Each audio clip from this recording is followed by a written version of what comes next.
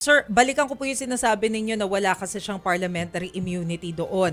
Kasi 'di ba ipinupush talaga nila na nung time na yon sila pa rin yung legitimate na Blue Ribbon Committee dahil ang contest nila noon, siya pa rin naman yung Senate President at that time eh. Yung sinasabi niya na yon, hindi naman ibig sabihin na kahit ulit-ulitin niyang sabihin, magkakatotoo. Hindi po. Yan yung kanyang assertion. Pero maliwanag nung June 3 na session, dineclare na all positions vacant.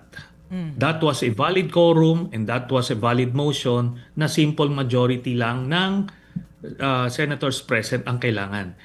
So kahit na anong gawin niya, tanggal na siya sa pwesto. Tanggal na rin sa pwesto si Marcoleta. Ngayon, yung pag-appoint ng mga committee chairman, ganun din. Bukod sa tinanggal na si Marcoleta, nag-appoint na ng bago si Senator Erwin Tulfo. Kaya wala silang authority to conduct the committee hearing on June 4. And proof of that is yun mismong Blue Ribbon Committee staff, hindi nga sila sinipot. Ibig sabihin, alam nila kung sino talaga yung legitimate at kung sino yung rogue. At ito na nga, sila Cayetano yon. Pinilit nila eh. 'Di ba? Kaya wala silang parliamentary immunity. Sir, yung sinasabi po ninyo kanina na yung majority ng Senate dapat maging cautious pa rin kasi baka mamaya pigilan nitong si Senator Alan Cayetano yung impeachment.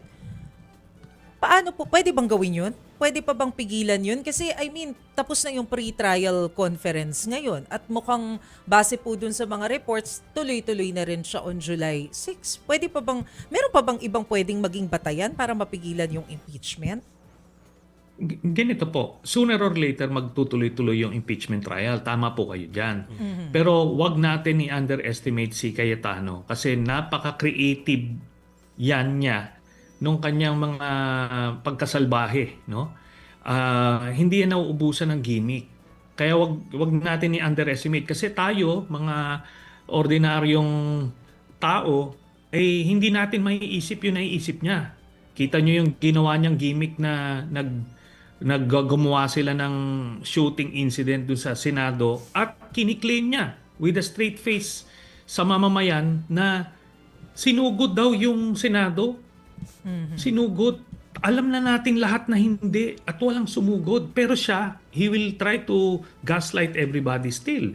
Tayo hindi natin naisip yon yung mga ganong klaseng skandalo na gagamitin niya to protect his interest.